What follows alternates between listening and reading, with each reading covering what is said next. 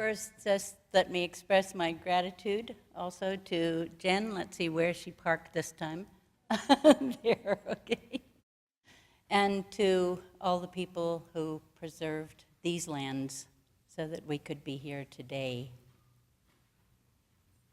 It's a great pleasure to do a women's conference. I just came from another alternative economics conference at Hazel Henderson's in Florida. And I do send the greetings of Rianne Eisler and of Vandana Shiva, who were both there, and who are both doing a great deal of traveling, so they aren't going to make it here. The picture above me was one, the temples I saw first in National Geographic magazine back in the 70s, I think, where they had a caption saying they had no idea why these temples had these weird shapes. So I thought I'd put it together to make it really obvious. This is inside the temple looking into the hypogeum from there. I have not been there. Have any of you actually been in these temples? Oh, we've got at least one or two. Great. And here we are. This is the inside of the 3,600-year-old or 3,600-year-old women's temple. No, 3,600 years before Christ. Oh, BC. Okay, 3,600 BC. Gotcha. Okay. Beautiful, huh?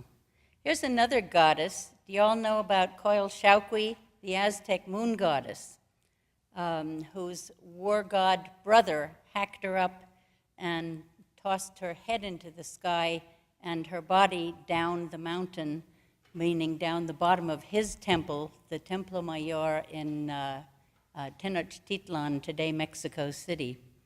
She is a goddess we must remember. You see, she's cut into pieces.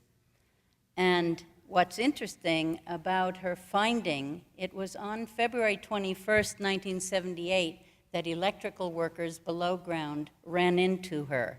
The story was known, and what I found immediately interesting was her galactic shape, the nipples at the center, also in spirals.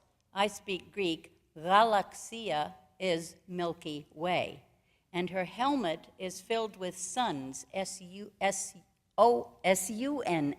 suns. So she's obviously Grandma Galaxy. Sri Aurobindo's partner, the mother, was born on February 21st, 1878. This came into my mind the moment I saw that stone, but it took me 4 months to prove that I was correct. And since it was brought forth from the earth exactly on her 100th birthday, it seemed like there must have been a connection. Okay, I'm going to talk about the biology of globalization. I just noticed that's the English spelling here. I travel all over the world and sometimes use the same title slides.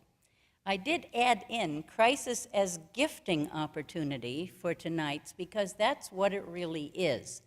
All nature, as we have heard several times today, is about gifting. And at Hazel's, we were reminded that the love economy and nature, if any of you have seen Hazel's layer cake, those are the bottom 2 layers of a cake, and the top of it is the market economy as we know it, and the sort of frosting on top. There is no way that the market economy could survive without nature and the love economy, meaning all the unpaid labor in the world. So I'm going to talk about the biology of globalization with crisis as the gifting opportunity, and you'll see what that means. I always wanted to know who we are, where we come from, and where we're headed, as long as I can remember. These trees in the background were my childhood friends. I played under them, and at my 50th high school reunion a few years ago, I went back and took their picture, finding them all still there. Originally, I played under them at the age you see on the right. We've all gotten a little bigger around, me and the trees. Anyway, science didn't answer my big questions, so I went to Greece, and I stayed there for more than 12 years and really got nature's intelligence as an adult, out of the city, out of the academia, and where I could just go fishing for days at a time on a little fishing boat or walking, I got back these questions and became really aware that the ancient Greeks, who had named original science as philos sophias, the love of wisdom, that they were looking for guidance for human affairs through the understanding of nature. And that's exactly why I went into science, and it was exactly what science did not give me, so I had to do it on my own. So I also ended up as a co-founder, white scientist, along with a lot of indigenous scientists, founding something called the Worldwide Indigenous Science Network in the 80s. And since then, I've worked with a lot of indigenous cultures, and in several of them, they were very explicit about understanding reality as every person's direct experience. Now, it's interesting, if you go to the online Webster's Dictionary, you will find the first 3 definitions of reality use the word real, so you have to toss them out. It doesn't do any good to say reality is what's real. It doesn't tell you anything. The 4th one is non-derivative experience. That means experience you don't get from anyone but yourself. Isn't that interesting that in our Western culture, a dictionary would acknowledge that? Because it's very different from science saying there is one objective world out there that we can measure without changing it, etc. And it. So if reality is everyone's direct personal experience, then consider that we have always been storytellers. It's one of our claims to fame. As a biological animal, humans are a desert-making species. If you stand on the moon and look for evidence of human life on the Earth, you will find deserts are the only thing that gives evidence of our presence. Isn't that interesting? We have always been storytelling beings sharing our experience, and many of the stories we tell are about reality. We make up stories about what reality is, we tell them to each other, and the stories then become part of our direct experience. Except, you know, a number of indigenous languages distinguished between first-hand and second-hand experience. So they knew how to tell when something was a story and when it was direct experience. Our human reality, the reality that we create for ourselves, then reflects these stories we tell to each other. And I include everything in stories, meaning scientific stories, religious stories, cultural stories, political stories, you name it. It's stories that we tell each other and beliefs that we have. The only way you can get at truth is by asking yourself inside, is this true for you? There is no objective external truth, and philosophers of science have known that for a long time, that science can only test the usefulness of theories, not their truth. So if we recognize that every human culture has its own worldview, religious, scientific, or other, then we see that most people throughout history have been given a particular story, a particular worldview, and that these stories have been different in different cultures around the world. Now, Western science over the past few hundred years brought us a rather peculiar story. It's unique among creation stories in saying that we live in a mindless mechanical universe and that we ourselves are complex machinery. It's a very odd story. In fact, it's totally illogical because in the Cartesian universe that Western science is built on, there was God as the grand engineer inventing the machinery of nature and then putting a piece of God mind in his favorite machine, which was man, not woman, but man, so that he too could create machinery. And Descartes said that the nightingale, jeweled, flapping its wings, that you wound up to sing for the emperor was in essence the same as God's nightingale, except that God's was a little more complex, and so it would take us a little longer to understand and recreate it. See, this is still going on in science with this desperate effort to control life, to invent life, and so forth. But when the scientists then, like the sons overthrowing the fathers in Greek mythology, decided they had no need for the hypothesis of God, they threw out the inventor and all purpose, but kept machinery. Now, if you look in a dictionary, it'll tell you machinery is a purposive assembly of parts. So it wasn't logical to keep machinery, which is necessarily invented by someone who has a purpose. You can't keep machinery and still have a purposeless theory. Do you see why Western science rests on an illogical assumption? Anyway, this worldview is now being questioned in light of our new theories of the universe and Earth's biological evolution. And the way this story of how things are in science is changing now is more dramatic than the change of the Copernican revolution. By the way, look for a reinstatement of Bruno, who was burned at the stake, for saying that this is an omnicentric universe, because our physicists are just discovering that, and they hadn't even moved from Earth-centric to solar-centric yet in Bruno's day, so they really couldn't handle anybody that far ahead. So if reality is non-derivative experience, then any valid scientific model of nature has to be a model of our human experience of nature. We cannot speak for other creatures of this planet or for other beings of the universe. We have to acknowledge that, and why not? Now, if Galileo had looked down through these newfangled lenses of his day to make a microscope and look down instead of up into the heavens, which had already been identified as celestial mechanics, he might have seen little squiggly things, and maybe biology might have become the leading science rather than physics. Who knows? These could be accidents of history, right? Can life come from non-life? Can you get intelligence out of non-intelligence? Can you get consciousness from no consciousness? These were the questions that really bothered me as a scientist. They're tough. George Wald was a Harvard University Nobel laureate whom I managed to meet just before he passed on, and he read my book, at that time called Gaia, now called Earth Dance in its expanded version.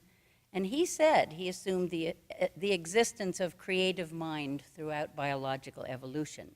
He saw nature as intelligent. Now, many scientists do, but usually that means that they're religious and they have a God compartment, God creating the universe compartment in their minds, and another one that treats all nature as little mechanisms. And they're not too good at integrating them. You do know that men have a smaller corpus callosum, right? That's the connector between the left and right hemispheres. So don't blame it on them. Half of Earth's life, it's just a little harder to show them how to integrate things. And I'll show you another reason why women, aside from physiology, just grok life better statistically. That's not true of all men. Half of Earth's life was devoted entirely to bacterial evolution, and bacteria are called prokaryotes, meaning before nucleus. Now, interestingly, these ancient archaebacteria, remember we heard that archae means both source as well as rule. The source bacteria, the earliest ones, caused great crises. Now, there were enormous numbers of them because they were so successful. And this planet was coated in them, and they changed the nature of this planet in very dramatic ways, including building continental shelves and changing the composition of the atmosphere and rearranging minerals in a homogeneous crust so that there were streams of copper and uranium and things like that. They did all that. And in the process, they caused these worldwide crises of both hunger and pollution. I can't go into the details, but to solve them, they harnessed solar energy, they built nuclear piles, they invented the electric motor. I'll prove it to you in a minute. And they created the first World Wide Web. So I find it very interesting to look at these very old ancestors of ours to see how they got past the phase where they were doing all this stuff. Okay? The first World Wide Web is what I call the fact that any bacterium on Earth then and now can trade DNA. Okay? And we are constantly breathing bacteria and viruses, which are the inventions of bacteria to package whole genomes and be able to send them out by mail rather than having to do direct trade. So it was a very elaborate information exchange web. Here's a schematic of the motor. The nanotech people are desperate to copy these now so you can find them on the web. It's over 40 proteins that have to be assembled into ball bearings and rotors and stators and all the things that we put into motors ourselves, you know, and then the motor is in the membrane of the cell, as you see, and that's what drives the tail on the high-tech bacteria. Anyway, nucleated cells, which is the kind of cells you and I and those plants and the flowers and the birds and the bees and everybody else is made of, evolved as colonies of bacteria, each of which gave up some of their DNA to an information library we call the nucleus. The cell is made of protein. The DNA is at the center like a library of information that the protein can draw on as needed. So they formed a multi-creatured cell. You see the one on the right is the big one. It should be drawn 1,000 times bigger than the bacterium on the left, which somebody drew before they knew about the motors. It wouldn't work too well, this one. And those little mitochondria at the top of the big cell are the descendants of the ancient free-living, high-tech, motor-driven bacteria, such as the one on the left. So this was the biggest step in biological evolution until now, creating that cell, because no other cell was ever devised by nature on this planet. We do everything with just these two kinds.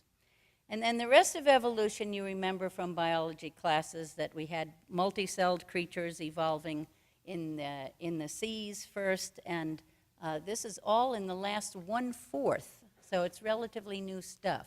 The micro world is much older than the macro world, and that's why we're finding that the details of what goes on in the micro world is way more sophisticated than the macro world. Eventually, as you know, the creatures came ashore and much later began to experiment with big brains. We're part of that experiment, and the results aren't all in yet.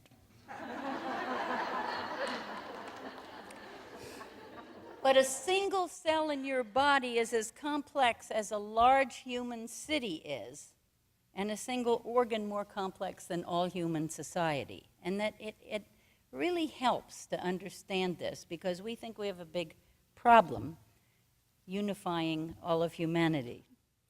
So beware the notion that small things are simpler than large ones in nature. It's more the way mathematics models fractals, that there's equal complexity at every level. The whole universe is complex, Earth life is complex, so is micro-Earth life. So cells have had much more time to evolve than multicelled creatures, as I say, and every one of your cells, and you have 70 to 100 trillion cells in your body, and each one has about 30,000 recycling centers keeping the protein healthy. I'll be happy to talk about how they work later if anybody wants to get into the details. But imagine 30,000 times 100 trillion recycling centers in your own body. Isn't that awesome?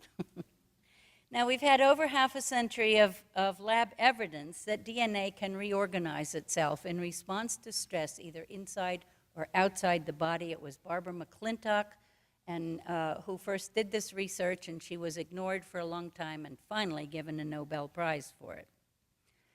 If you could take the DNA in each one of your cells and string it out, according to the Human Genome Project, it would be about 2 meters long. In the invisibly small nucleus, packed in there along with water and protein, and the cell around it much bigger, 2 meters in there. String those end to end for all your cells, and a jet pilot flying 1,000 kilometers an hour, which is normal jet speed, about 600 miles an hour, would have to fly 23,000 years to get to the end of your personal DNA. I'm telling you, the microworld is just coming into play in science. It is very sophisticated. They do not understand life, and they're messing with it. A wheelbarrow full of soil, about your weight or volume of organic soil, has as much DNA in it as you do. This is a planetary language, completely interchangeable among all species. Otherwise, they couldn't do genetic engineering. But they don't get that the Earth functions as a whole, which is what I'm going to argue now. I use the biological definition of life that's autopoiesis. Maturana and Varela brought it to us a few decades ago. They were Chilean biologists who worked at the University of Paris and MIT, respectively. And it's simply that a living entity is one that continually creates itself in relation to its environment. In other words, it's always in a context, and it creates itself from the materials it takes in, and it lets out what it doesn't need. Now, notice that that definition doesn't say anything about size or reproductive capacity. So unlike by the old list, motility, irritability, growth, reproduction, remember that list, not a core definition, but a list of attributes. By that definition, if you didn't have a baby, you weren't alive. So by the new one, you can still be alive. That's good. But it means that we can ask big questions about what is alive. And when I went fishing in Greece a lot and thought about these questions, and I said, what's the simplest entity that fits the definition of autopoiesis? I came up with a whirlpool, a spiral. Because it's made of water that's constantly brought in and let out again, holding a form. What are you and I? We're a vortex connected bottom back up to top and swung into 3 dimensions, makes a donut, mathematically a torus. That is our shape. We have one hole through the middle, and any single object with one hole through the middle, no matter how complex its externals are, is a torus. So we too take in food, water, and transform it into ourselves and let out what we don't need. So isn't there an interesting relationship between a big protogalactic whirling cloud and a human being? Maybe galaxies are like organs in our universe. What I'm getting at is saying that this whole universe of self-organizing energy is a living universe. You see, it all depends on the definitions and the way you tell the story. And all we can do is tell stories that make more sense, that help us to live better, that are useful, as philosophers of science say. So nobody's ever proved that this is a mechanical, non-living, unintelligent, non-conscious universe. Those are assumptions of science, which scientists keep confusing with their laboratory results. So we need new assumptions, that's all. We need to build a more logical, more coherent story and see if people relate to that. Now, here's the astronomers often use living language, like star birth and star death. We've got these wonderful pictures from the Hubble telescope now.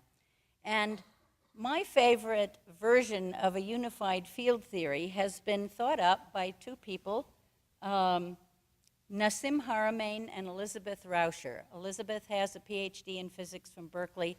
Nassim has no kind of degrees, so he needed her to teach him some of the math he hadn't taught himself and to get her to help him work out the mathematics of his theory, which is simply that the way radiation and gravity are connected is that radiation, what you see through telescopes, moves infinitely outward in a big spiral from every point in the universe, and gravity moves infinitely inward in a big spiral. So everything you see through a telescope, you're looking at the outside of its event horizon, and you see it as a ball of light.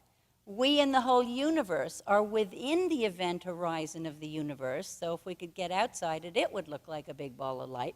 But we're inside it, and we're not being mashed, you know, like they say, if you're inside a black hole, you've had it. It's not happening. And the beauty of it is he calls gravity the generative force. Dear friends, dear sisters, it's the invisible gravity that holds it all together, right? And that recycles everything so that it can re-radiate. I knew there had to be an alternative to entropy, an opposite to entropy, and I was calling it syntropy. And when I found Nassim, he was calling it centropy. Entropy is radiation wearing itself out, going infinite, and centropy, gravity. So you see, you can also see this as anabolism and catabolism, the buildup and the breakdown, the recycling of biological life. So it's very nice to find these ways of doing it. And what Nassim and I are looking for now is my hypothesis that the kind of life we're familiar with, biological stuff here on this planet, is truly, and this we've established, really is halfway between the microcosm and the macrocosm, as the ancients said. And I'm saying it's a special case of the life creation of the whole, because it's in the middle, and the large and small forces are interacting here to do more of this spiraling. So Earth is made of self-organizing stardust, and it has metabolic cycles like any living being. For instance, this big instance of geometabolism, the Earth is constantly turning herself inside out. The magma comes through seafloor rifts and through volcanoes. It cools into rock, the crust breaks into tectonic plates, they slide under each other, back into the magma. It's a complete cycle. Then we have on the surface of the Earth, we have the rainforests around the middle, Indonesia, South America, and Africa, pumping moist ocean air high into the atmosphere, cycling it to the two poles, comes down as precipitation. The sun is involved. The ocean currents are being driven. So we have two like flat toroidal systems on the surface of the planet, one in the southern hemisphere, one in the northern. The rainforests keep that system in balance. So knocking out the rainforests makes the thing go a little wacky. A third instance, geobiological metabolism. This is from a Russian geologist named Vernadsky, who calculated that locusts generate cubic miles of animal matter in a very short time by eating plants that only took a few weeks to grow their bodies out of the earth. So you have earth into plants into animal matter, and when the locusts have eaten it all up, what do? They crash to the ground and they are reabsorbed again. So it's a very high energy metabolic cycle within what we call the biological world. Absorb back into this. They're just doing a little whoopee before they go.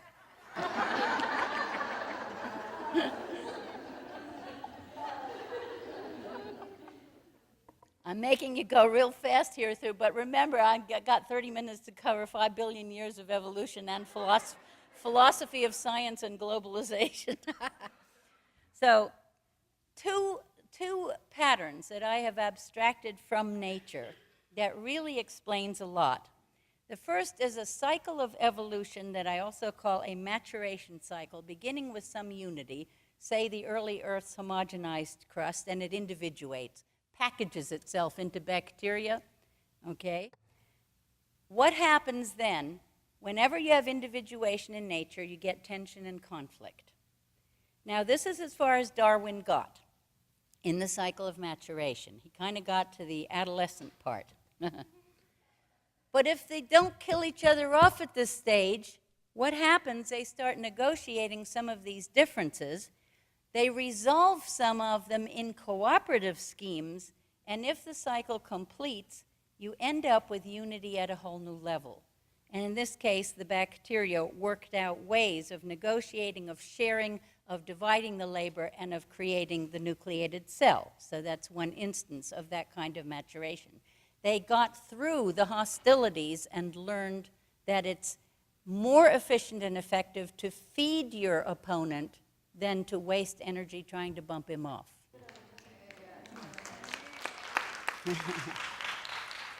Okay, just for the fun of it, I spoke recently at a yoga conference, and I did the cycle this way. I showed Ishwari as she's the cosmic creatrix, right, who turns the unity into individuals. And then Kali comes in with the tension and conflict. And then as you get to the resolution phase, you have Lakshmi, the beautiful, working out lovely schemes of cooperation, and in the end you have Sarasvati bringing it to the new unity level. These are the four goddesses of Aurobindo's little book. That's so lovely. Now, everything in the biological world is at some stage of this cycle. So nature shows these dynamic cycles of competition and cooperation, and it moves competition from hostile competition to friendly competition, which always makes life fun, even in a very cooperative universe. But it's important to see that they're both there. Young species tend to populate what ecologists call type 1 ecosystems. They take all the resources they can get, they hog the territory, they multiply wildly, and they're very competitive, okay? Now, they acknowledge that there are also type 3 ecosystems where you find species sharing resources, sharing territory, ensuring the life of other species, way more cooperative. In fact, the first is a taking economy and the second is a giving economy. Do you see? And that's what nature does as things mature. They move from taking to gifting. Only ecologists don't seem to see the connection. The second concept is very simple, and it's just holons in holarchy. This is Arthur Koestler language. Ken Wilber picked it up a couple of years after I started using it, although he didn't know my work and I didn't know his, but independently we found these useful concepts. And it's simply the embeddedness of the living entities in nature, as you see here. For example, a single cell can live within a multi-celled creature that lives in a local ecosystem that's part of a larger ecosystem. Or you might have a self-organizing toroidal storm that lives within a self-organizing planet, that lives within a self-organizing galaxy, and so on. So it's just that concept of embeddedness. Now, the Earth is functioning like a single intelligent being, a gigantic cell that's evolving smaller cells within it. Again, a kind of fractal idea. And I believe that natural intelligence is the ability to use information from as many levels of holarchy as possible toward thrival, not just survival, but thrival. In other words, if you take into account yourself and your family and your community and your ecosystem and your world economy, you're operating with information trying to build unity out of all those levels of holarchy. That's mature intelligence. Now, every time Earth has faced a critical situation like an extinction, what happens afterwards is crisis as gifting opportunity. You see all kinds of species showing up at once, new ones that haven't been there before. Not one at a time in slow, painfully, one accident at a time Darwinian lineages. And by the way, no Darwinian lineage has ever been shown over the long haul. None. And this theory is well over 100 years old, and we're still addicted to it. So what you have is nature getting wildly creative in crisis, throwing the gifts out to see what's going to work. What can we do next? No creature is a thing in itself, apart from all others. This is not about rabbits in habitats as scientists study them, but as rabbitats.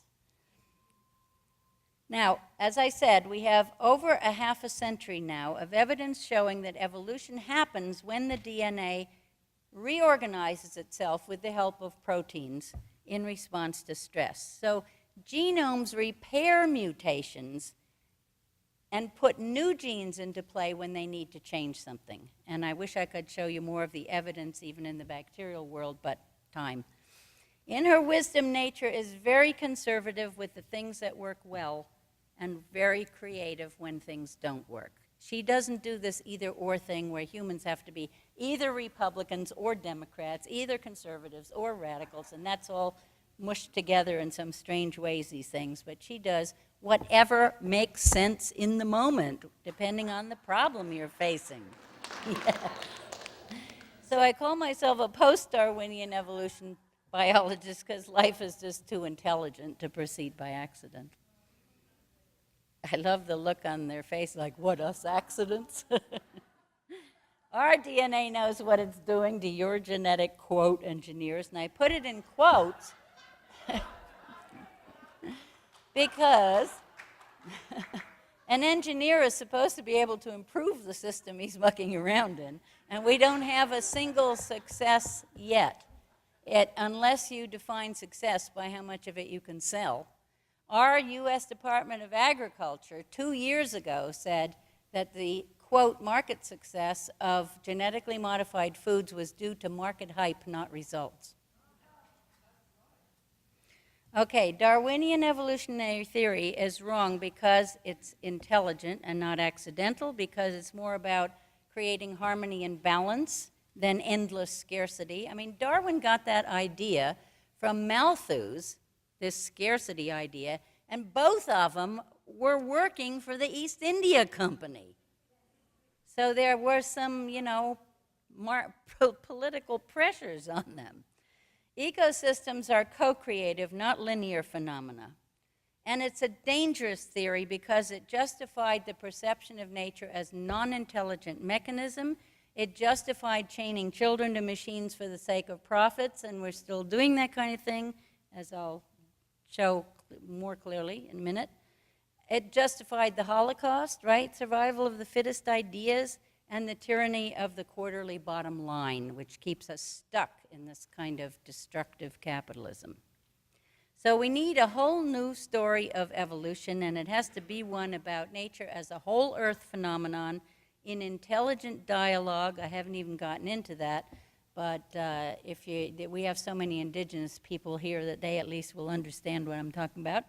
It's a learning organization. It's abundant and balanced at its best, and it's resourceful in crisis. When it unbalances, it can rebalance. And its basic process is, I believe, this maturation cycle. So look at that cycle once more, and you'll see that it can actually happen in this eternal now that we live in. None of us have ever been outside of now. And here's how. If you look in your body and you assume that there's a healthy self-interest at every level of the body's holarchy, that drives negotiation and resolutions into cooperation. You see, there's nothing wrong with self-interest, provided it's contained by community self-interest. When the larger community balances with the self-interest, you actually get cooperation. So it's not that we argue self-interest is out, because you know who tried that? The communists tried it with their first experiments at big cultural cooperative systems. They didn't take into account the need for self-interest to be met in individuals. Capitalism, on the other hand, doesn't take into account the interests of the whole community, and that's why you can erode all the services that communities need and still practice capitalism. So this is what leads us to such dynamic harmony in such a complex system. Why don't we have that kind of a win-win system yet within our species? And I would say one of the reasons is, for centuries, only boys and men were schooled in the dead language of Latin and the non-living languages of math, logic, and engineering. And meanwhile, the girls and women were learning about living systems by raising families and birthing children and juggling family economies, learning how to take from here to give there and make everything come out all right. You see, that wasn't valued by the culture, but it was a much better education about living systems. And that's why the men need us so much today, to balance this rampant engineering, this rampant belief that everything can be solved by a technological fix, rather than meeting the needs of living systems. Well, we have about a 10,000-year legacy of empire building that has gotten us to the point where we are today. Our Western culture has this heritage of empire building based on warfare and win-lose economics. And 10,000 years, of course, is nothing compared to the whole of human history. So there were the original empires, there were national empires, now it's corporate empires, it's all the same stuff. Okay, a family, local or global, thrives only when all members of it thrive. And I'll end with this part and just skip the rest of what I have. Suppose your body's economy were run like the world economy, and you called the heart-lung system the northern industrial organs, and you give it the power to exploit the bone marrow all over the body for raw material blood cells. And then you sweep those up to the heart-lung system, purify the blood, add oxygen, and you have a blood product, okay? So now the heart distribution center is going to announce what the body price for blood is. And some of the organs can't afford to buy it. So could our bodies stay healthy in that kind of an economic system? Can the world think holarchically, jump levels, right? Same principles at all levels. Anyone who knows how to run a household knows how to run a world. Shalom Garcia told me that. And that's because indigenous people are used to jumping holarchic levels and making the connections between the large and the small. And we haven't in our culture been taught to do that. Once you see it, it's so simple and so obvious that living systems must operate by the same principles at all levels, from bacteria to world economies. So, why is it so hard to weave 6 billion people together into one global family when a single human body is made of 100 trillion cells? We saw the bacteria coming together, creating multi-creatured cells, then the multi-celled creatures came in. Now we're doing another kind of multi-creatured superorganism, I think. And that's what, to me, globalization is about. Again, excuse the British spelling. It's a natural evolutionary process, and I do not want to give that word over to bad economics, because we have many ways in which global cooperation is already happening very well. A lot of it is happening in the arts, a lot of it in our ability to travel all over the world, air traffic control, very cooperative, communication systems all the way up to the internet. Our money exchange is working around the globe. Our space exploration, even though we want to get rid of money eventually. We have international space stations now. We have more and more parliaments of world religions and religious initiatives that are cooperative around the world. The United Nations is struggling. We would have had to invent it if it hadn't evolved. A lot of scientific cooperation. You see, there are many ways in which we've already demonstrated that we can be a global cooperative species. And we just have to get this holarchy that recognizes that there's no way to run a healthy global economy at the expense of local economies. So I talk about globalization to remind us of that. We've seen ourselves at a distance. We've stood on the moon and looked back. Have we seen ourselves clearly? What would aliens think of us? Would they perceive us as an intelligent species? Interesting question.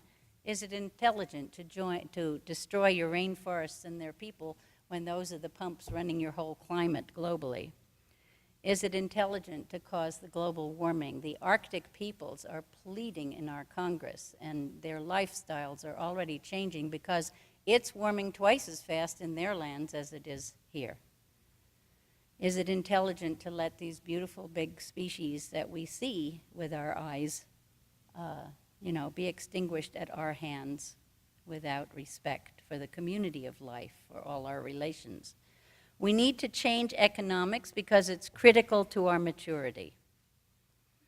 I suggest strongly that you all get this book forthwith. John Perkins is known for his books about indigenous peoples in the Amazon, shamanism, all that.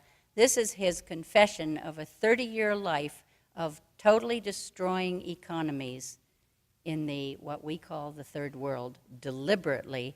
CIA, government, and banks all involved in deliberately impoverishing these countries to keep slave labor pools, to keep them voting our way in the UN, et cetera. It's a mind-boggling confession. And it's just been published in October. Vandana Shiva talking about the privatization of water. They did succeed in shutting down a Coca-Cola factory in South India now. It's a start. The Nike story, Tiger Woods getting more money a year for sponsoring Nike than a Nike worker can make in a lifetime. And up to 90% of the people working in these export processing zones, of course, are women. That's what I said earlier about chaining children to machines. Nothing much changed. We use hydrocarbons in our production. 96% of what we make is wasted. The resources are wasted in the making. The other 4% from which we make things end up in landfills, while nature uses carbohydrates instead of hydrocarbons, ambient temperature, no waste, no pollution, and it creates the most sophisticated materials on Earth, like spider silk and mother of pearl and stuff. Can't go into the details. Let's role model elegant simplicity and measure our economies by quality of life rather than GDP. The rest of these are examples of things that we can be doing. Curitiba is a wonderful example where women were given big problems to solve, and this is just a great one. Curitiba city sits in a floodplain in Brazil, and they couldn't afford to engineer a flood control system. This far-sighted mayor, who turned it into an ecosystem, put a lot of women in City Hall, said, "We have a low budget and big problems, can you help?" Well, so one of the women said, "You've laid out all these big parks, why don't you dig holes in them so the water has somewhere to go, and then we'll have lakes in the parks?" And they did, and it worked. And there are many other examples. So we need a work that works for all. How many of you saw the Olympics opening ceremony? Oh, a few at least. It was just an incredible show. I was very proud as a Greek citizen. We need to go beyond survival to thrival for the whole global human family. So it's our evolutionary mandate, I think, to create a sustainable global economics for ourselves and all species. Politics, same reasons. It's about maturity. Here's a peace demonstration on the beach in Florida with people making this lovely pattern. And of course, this is the world saying no to war as a solution to human problems. People voted with their bodies. This is about maturity, and I thought you'd like this one.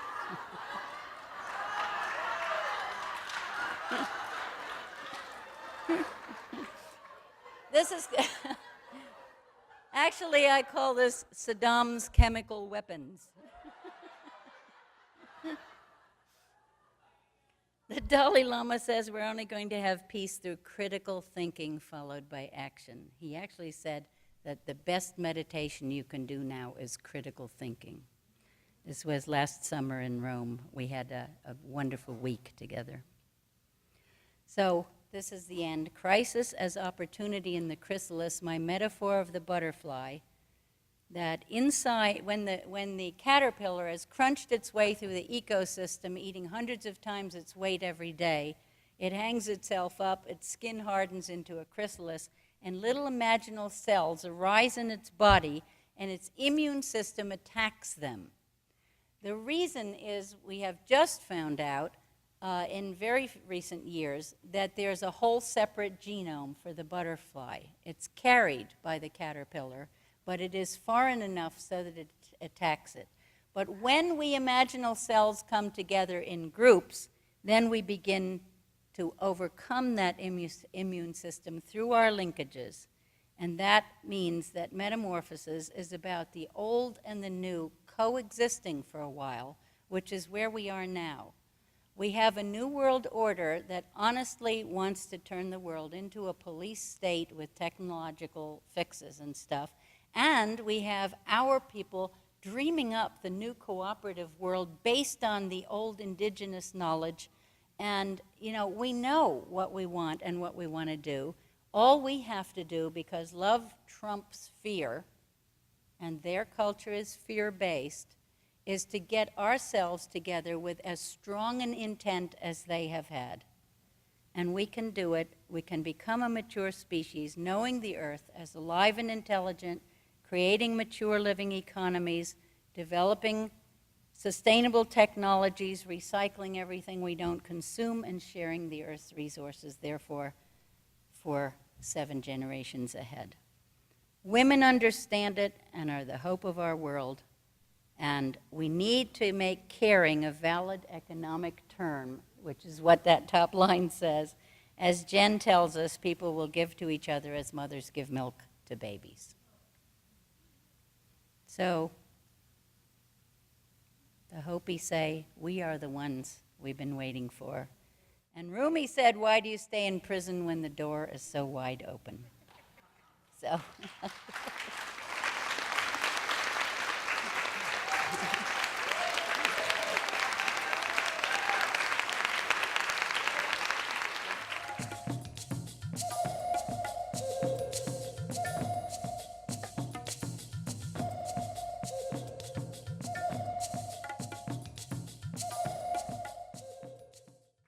Hi, it's really a pleasure to be here. It's an honor to be with all the wise women that have been here speaking and all the wise people in the audience, too. I know that without you, it would be hard for us to be here. So I want to give my thanks to Jen. Where are you, Jen? Anyway, I don't see you. Is she here? No? Stepped out. For creating a gift-giving space. It's a sacred space. And I want to give thanks to all the relatives of this region that are supporting us. And to the amazing rainbow that appeared yesterday in the sky. Did anybody see that? Yeah, I felt that was a blessing. Rainbows are considered blessings, and it really felt like that to me.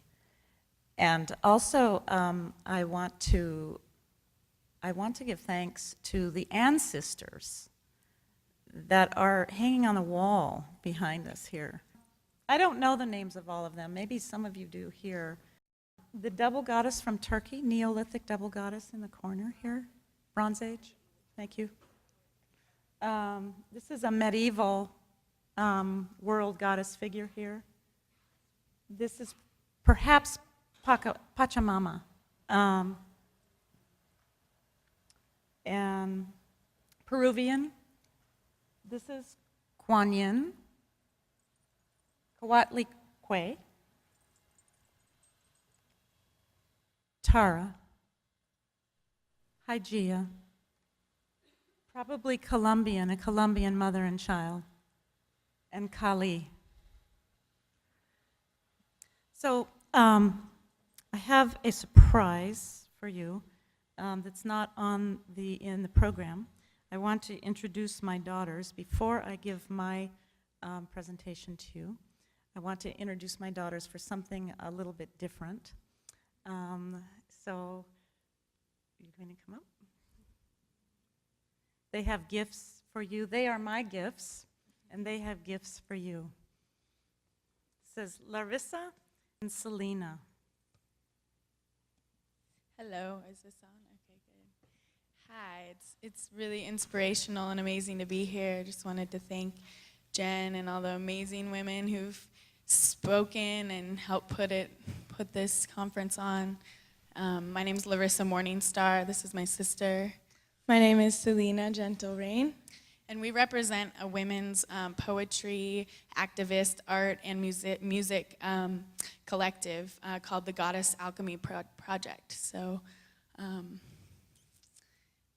I just want to thank Jen again also for your incredible generosity and actually really practicing the theory that you've come up with, which is totally brilliant. And all you women are incredibly brilliant. Everyone that has spoken has totally blown me away. So thank you. It's truly an honor to be here.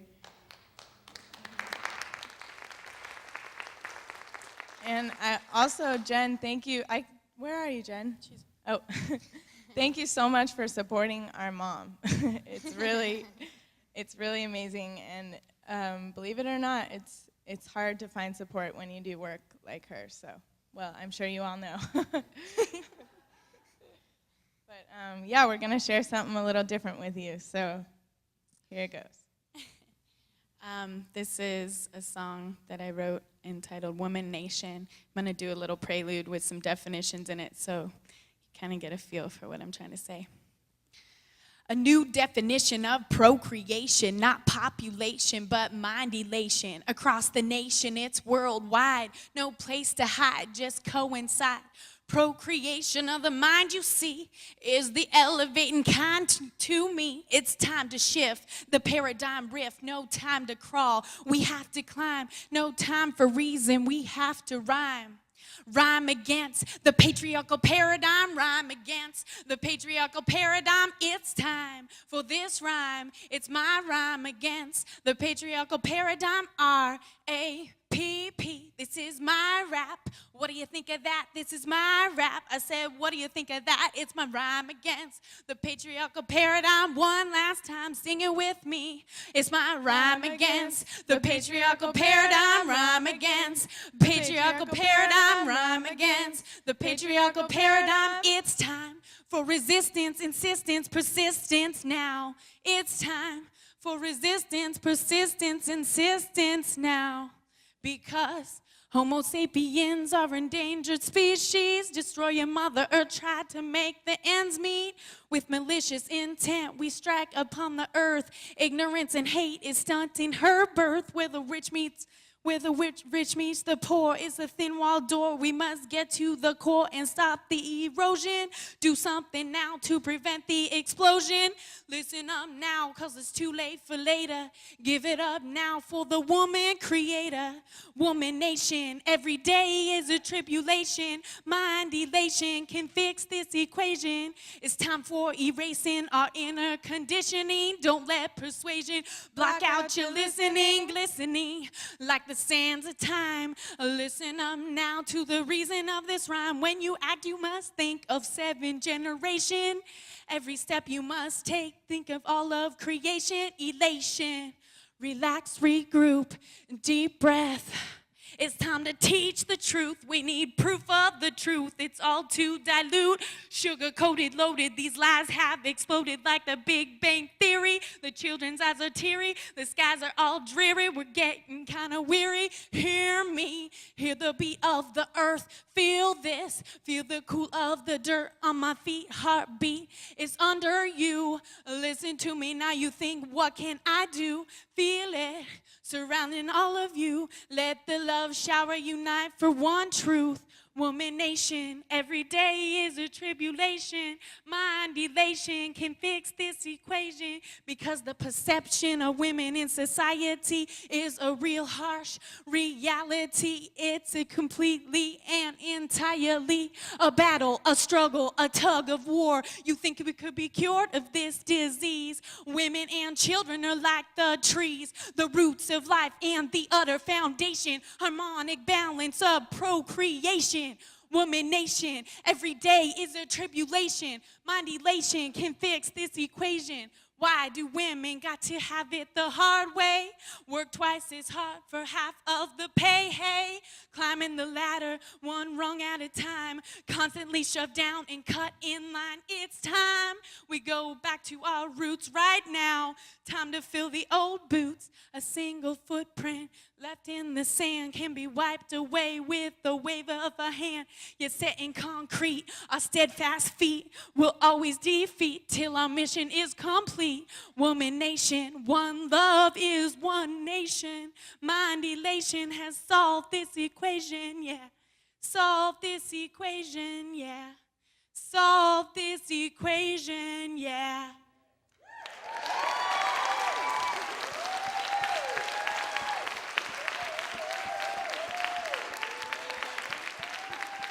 So I'm going to share some spoken word with you. It's a little bit different style, but this is called Beyond History. This rhyme is but a glimpse into the medicine of our time. An unspoken truth about the subordination and desecration of the divine feminine mother. A disease leaving us poisoned and smothered. So let us offer up this prayer to our sisters and our brothers. And let's take it back, beyond history, before the gory glory of a violent humanity, starvation and insanity. Let's start telling her story. Uncover the story of big-bellied huntress, gathering low brush and berries, counting moons, phase by phase, recounting goddess grace, phrase by phrase. When in circles we pulled the light of sun into our fires. Round council of grandmothers we listened to stories of wisdom, witnessed the transmutation of pain into action, finding better ways through compassion, looking at our reflections and laughing at the lessons learned through sacred guidance of grandmothers. We fed the belly of our village, dug the clay of earth to build the oven, to bake the bread that we still eat. Oh, great mystery, we bore children from our wombs, engineered the loom to weave human family with earth. We painted cave walls with memories of our birth, archives of our stolen story, documents untaught, untold, buried to keep us locked and sold into this patriarchal paradigm of warring nations, trapped in the illusions of separations, extermination mistaken for consecration. This era of violence was not prescribed to us by our Creator, yet we subscribe to it when we accept it as a pattern of human nature. We have no time to cast blame, and none to cast shame, only to reclaim our power from this borrowed hour. Breath by breath, we unveil our herstory as a time when blessed was the blood of woman, cherished were her children, bore into the hands of mothers, enchanted were the eyes of fathers, grateful were the hearts of humans. Graceful generations of treasured partnerships, times when men and women looked into each other's eyes and recognized uncompromised divinity, times when sisters, daughters, and mothers were not in competition, but rather were midwifing the fruition of family. Do you remember your mother? Or is she locked in the shadows of the mind like Isis trapped in a Masonic temple? It's not so simple. Or is this why we forget ourselves, forget our breath, forget the beauty of death? Because Dark Mother is rising from the depths, from the trenches of the sea, so let us all open our hearts to this truth and this harmony. And let's take it back beyond history, before the gory glory of a violent humanity, starvation and insanity. Let's start telling her story, because this rhyme is but a glimpse into the medicine of our time. An unspoken truth about the subordination and desecration of the divine feminine mother. A disease leaving us poisoned and smothered. So let us offer up this prayer to our sisters and our brothers.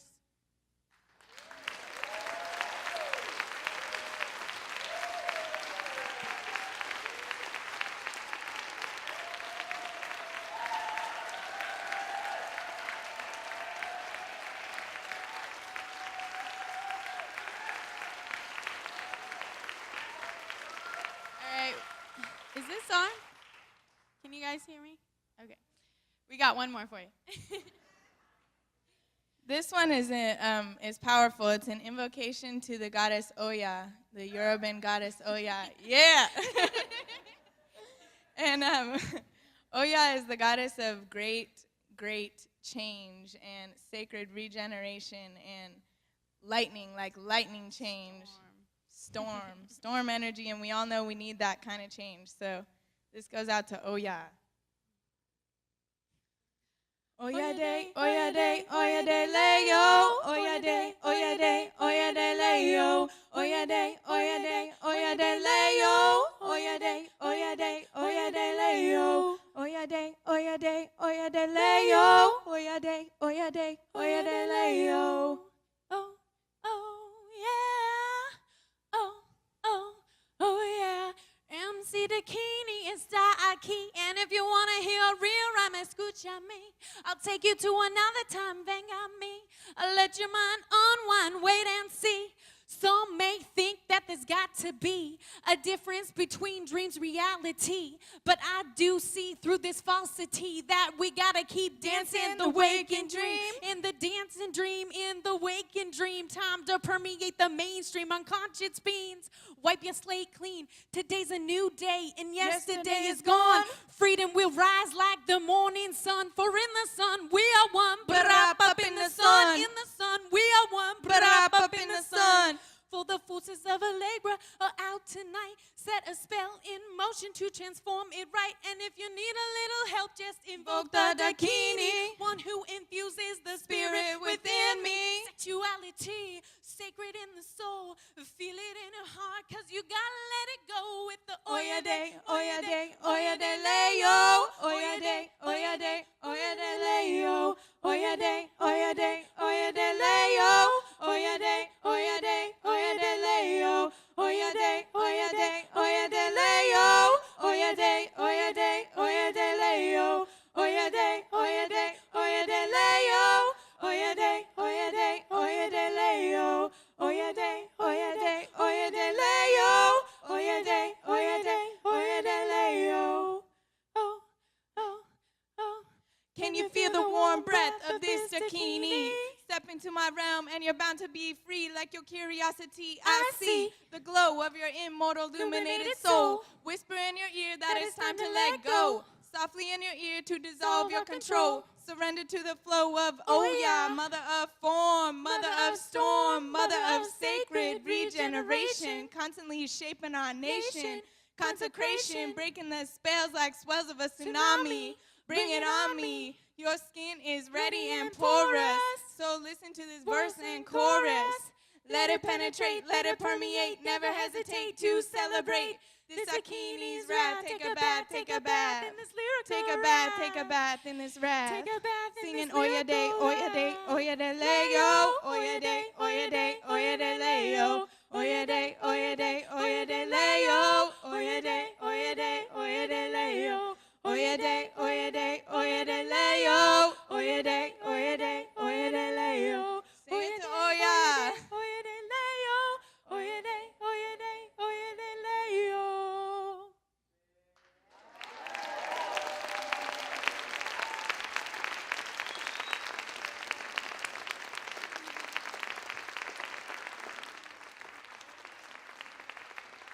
Okay, that's my talk.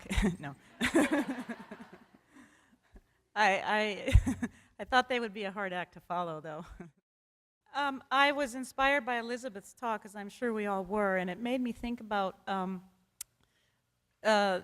this new theory that I've just heard about. I don't know much about it. I'm very excited about it. It's called the Mother Universe Theory, and it is about. They're saying that there is.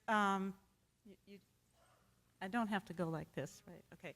They're saying that that the universe always has been, and it's like a mother who gives birth to daughter universes eternally.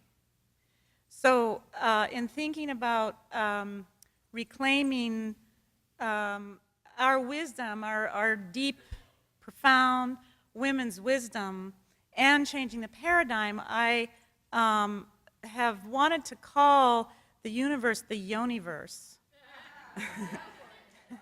and I have learned that Uni is a cognate of Yoni. So this is the Mandelbrot fractal geometric equation. And this has a womb shape in it that was noticed by my friend Marguerite Rigolioso, who is here. This is actually her slide. So what I'd like to do is just ask you all to stand for a moment, if you would, please.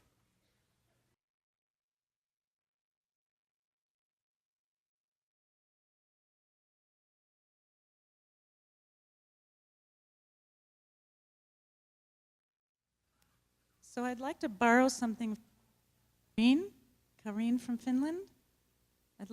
I was inspired by something that she spoke about.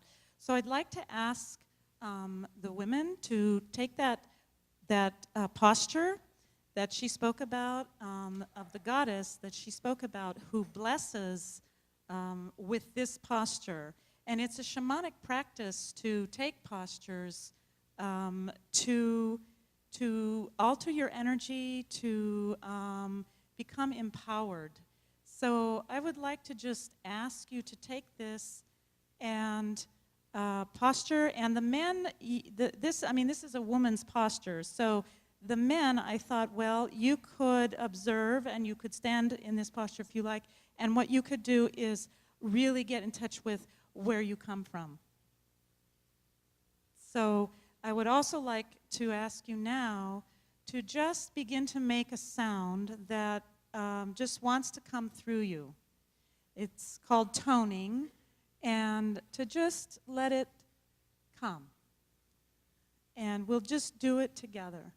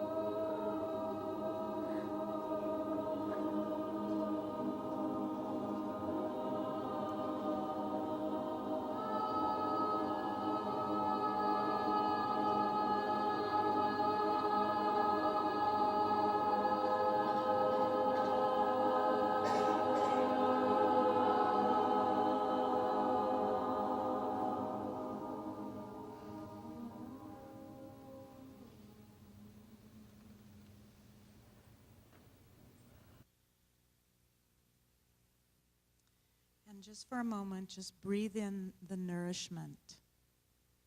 Just breathe it in.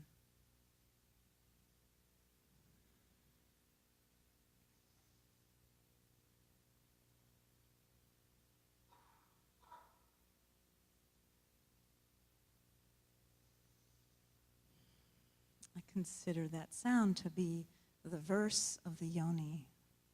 So, thank you.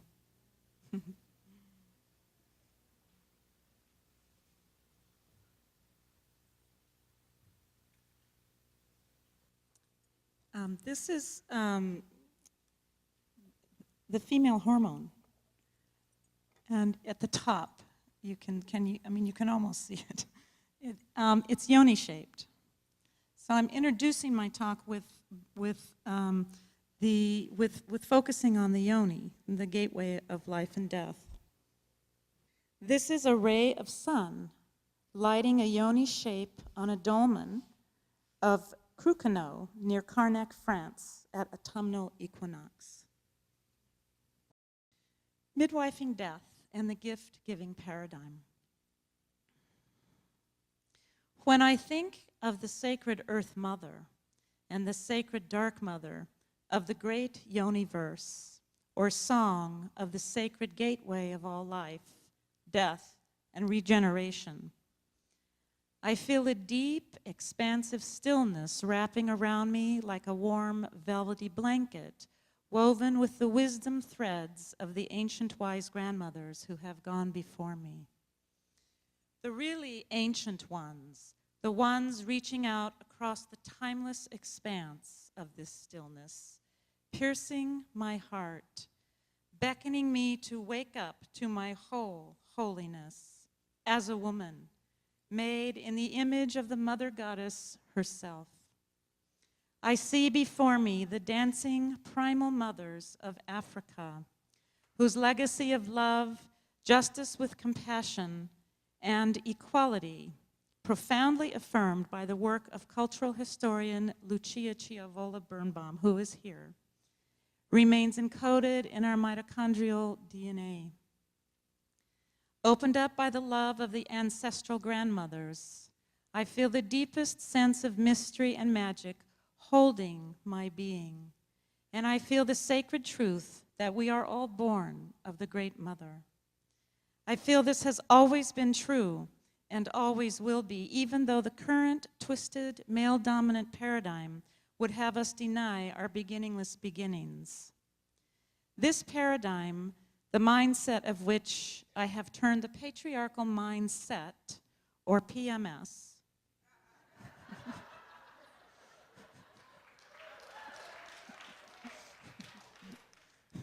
Is there someone who doesn't understand that? Okay.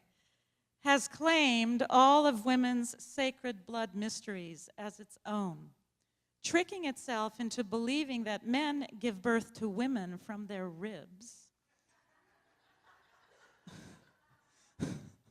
and gods give birth from their thighs and foreheads. The patriarchal mindset, or PMS,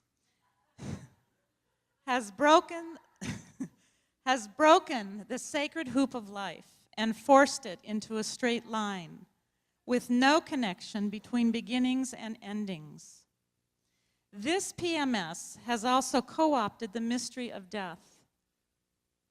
10 minutes, my goodness. Disconnecting it from life and rendering it an enemy. The sacred regenerative cauldron womb of the Norse goddess Hel was corrupted by patriarchal Christianity into hell, a frightening place, probably a frightening pace too, of eternal burning and damnation. Her sacred dark was demonized. And I really think it's important to reclaim the dark. The sacred dark, the dark mother, we have a tendency in this patriarchal conditioning to pitch dark against light. And light is good and dark is bad. All the bad stuff happens in the dark, that kind of thing. If we think about it, we think that the dark earth holds the seed to sprout. If the seed is if the seed is given to the light too soon, it will die.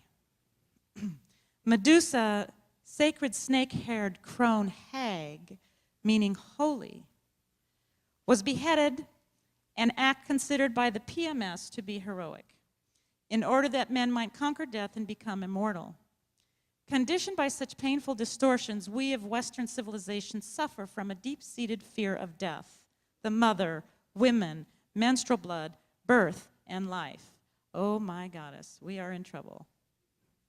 We have all but lost women's ways of knowing. However, our truth cannot be destroyed and remains embedded in our cellular memory, now giving rise to a worldwide collective remembrance as women gather to share and support one another in our awakening, as we are doing here and now. As one who has been working on reclaiming women's mysteries and magic for many years, I have felt called to find this hidden knowledge about every possible aspect of life I am capable of uncovering and understanding.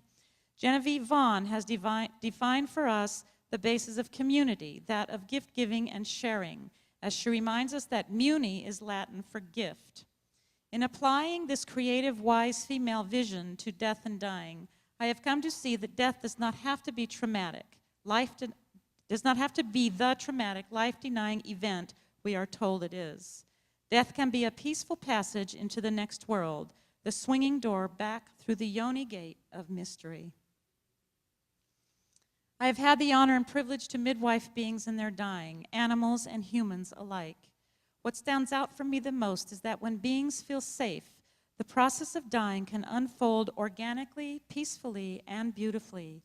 My mother's death was such an event. Like so many women, she was a survivor, which was a hard road for her because of her legacy she inherited from her mother, who had been institutionalized at the beginning of the 20th century. Like so many, many women, when it took only one signature to claim a woman insane, usually done so by a male family member or male physician. My mother's mother was a brilliant woman, enormously talented and creative, who suicided at the age of 54. My mother had heard for many years that her mother said it was a man's world. I am sorry for my grandmother's pain and for not having the opportunity to know her. I stand now as the lineage holder of my mother line, saying no to further oppression and violence towards women. I know both my mother and grandmother are proud of me as I carry on with their vision. My mother, an only child, was the daughter of her mother's pain. With that legacy, she grew up afraid and angry. Who wouldn't have? She was also creative, talented, brilliant, and innovative. I decided a long time ago that I would help my parents die and not place them in a home if I could help it. While they both did have to spend some time in a convalescent hospital, I was committed to being there for them, to aid their passages and to provide an alternative to an uncared-for ending of their lives. So I brought my mother home to die. Her full story is in my forthcoming book, Midwifing Death, Returning to the Arms of the Ancient Mother. so I will only briefly share it here. She spent 3 days with us before passing, and I watched her change from frightened and anxious, what they call end-stage anxiety, to open, peaceful, and surrendered without the aid of morphine.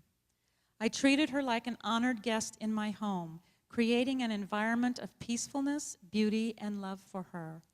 I transformed her room into what I call a beauty field, with flowers and candles, low light, and soft music.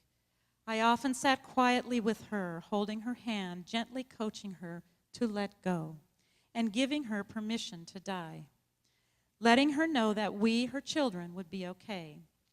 As I cared for her in this loving way, the same way a mother would care for her child, I witnessed the armor she spent a lifetime acquiring simply fall away, and her anger and rage melt into a deep, peaceful surrender without fear. During the last moments of her life, I spoke gently into her ear, as it is said that the hearing is the last sense to leave, and guided her into the loving arms of the Great Mother. She had even called out to her mother during her dying process. I rarely heard her speak of her mother during her life, as I think it was too painful for her. But in her death, it was as if she saw her and felt her, calling out to her, saying, "Mom." My mother reached a consciousness of openness in a very short time during her dying, really when I think of the time she spent in rage in her life and how identified she had become with it. She was able to open to letting go in grace. I was holding her hand and guiding her, and then she simply did not take another breath. There was no struggle or resistance. Her face appeared smooth and young-looking with a peaceful expression that surprised me. It was truly a miraculous and beautiful death. The time of her death was marked by a warm, golden, early morning sunlight filtering through the windows as the sounds of singing birds heralded a new day. Since she died on April 15th, which in America is tax day, I couldn't help but feel her wry sense of humor about the two sure things in life she would talk about.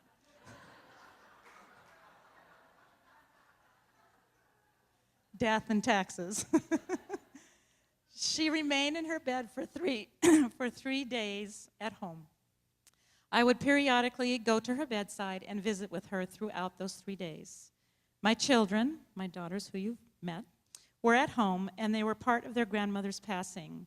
At first they were frightened, but when they saw that the face of death could be peaceful, they were able to be present with their sadness and grief and move through it.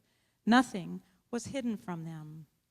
Since I have been a midwife assistant at many births, I was used to feeling that sacred, precious energy of new life, and my mother's death, her birth into the next realm, felt exactly the same way as a birth into this life. I simultaneously felt sorrow and joy at her passing. My sorrow was not for her. She had passed quietly and gently. It was for me, feeling the absence of my mother. However, at the same time, I felt an indescribable joy because I was witness to a process of such undeniable exquisiteness, and I thought, who would ever believe me that death can be beautiful? I maintained the beauty field for her for 3 days, bringing in fresh flowers and candles, keeping her room like a temple. I showered her body with flower petals. Family members came to be with her and felt moved by the simple presence of what death can look like. No makeup job from a mortuary, no hiding her body from view, just death, simple, serene, and very present. In midwifing death in this way, I feel the gift I gave to my mother was the love of the mother. It is this love we are sorely lacking in our lives. In a gift-giving paradigm, I envision that everyone would be well-versed in what motherly love is and how to give it. Children would be raised in it and would therefore internalize it, growing into adults who would know how to give and receive love. Death would not be equated with violence and war, and women would be respected as the givers of life, the most precious gift indeed. In my work with the dying, I have been inspired to find a way to help mend the hoop of the circle of life, bringing death back into the circle as part of, rather than the cold, uncaring opposite of life as it is seen in patriarchal cosmology. This patriarchal opposition has created a dualistic split between life and death, good and evil, dark and light, female and male, right and wrong, etc., with a white male elite at the top of this dysfunctional dominating hierarchy, instilling the idea of the necessity to be God-fearing. In a mother-love paradigm, God-fearing would be unheard of. This oppressive conditioning has devastating effects on who we are as sentient beings, as well as on our Mother Earth, as we all know too well. In order to find an understanding of how our ancestors dealt with death from an integrated life experience, my passion to find the truth about woman-centered cultures and our ways has brought me to a study of ancient pre-patriarchal cultures.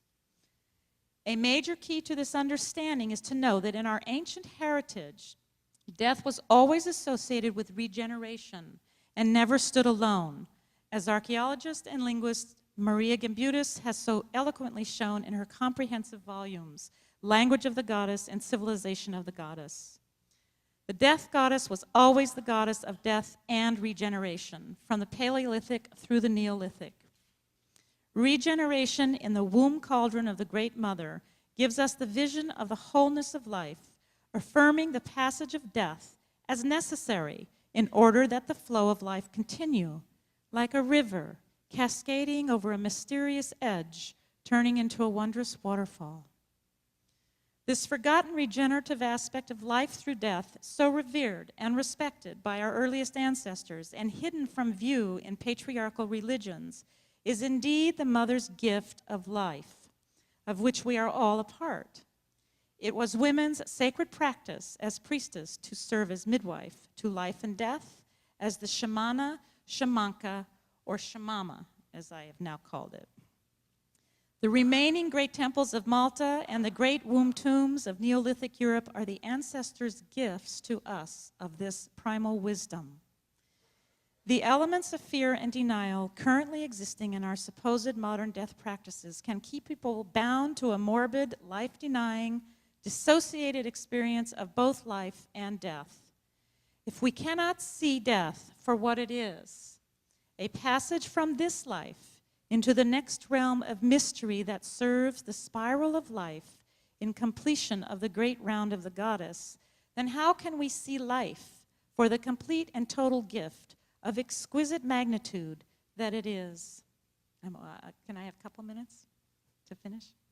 Okay. If we live in fear, how can we begin to know how to gift one another?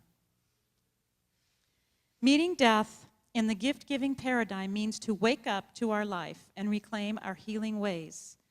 We are still feeling the effects of the women's Holocaust of the Inquisition, which mostly go unnoticed and unspoken, except in places where we can all nod in agreement and dare to speak of our herstory about what happened to our foremothers. And in the unspoken realms, we are deeply affected by the collective grief and loss women experience cross-culturally and have been for 5,000 years. Women's healing magic understands that life and death are one, moving in a seamless ebb and flow of creation. This magic knows the greater whole and that we are all connected through our breath and blood, gifts from the body of the Great Mother.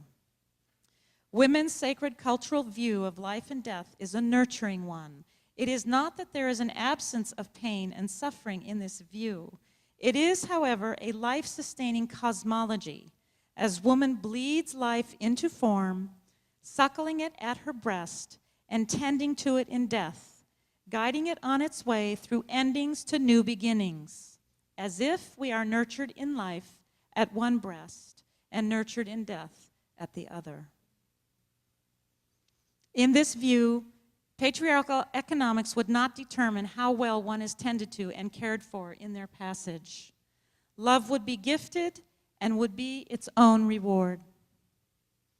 Our early ancestors and sisters seem to enjoy a kind of ecstatic oneness with the mother. It is this ecstasy I believe to be the womb essence of women's true religion. Like our primal African mothers, whose rock art shows their celebration of life, let us dance together, sing, create, love, and share all our unique gifts through life and death. And the primal grandmothers will dance with us in celebration of our remembering. Thank you.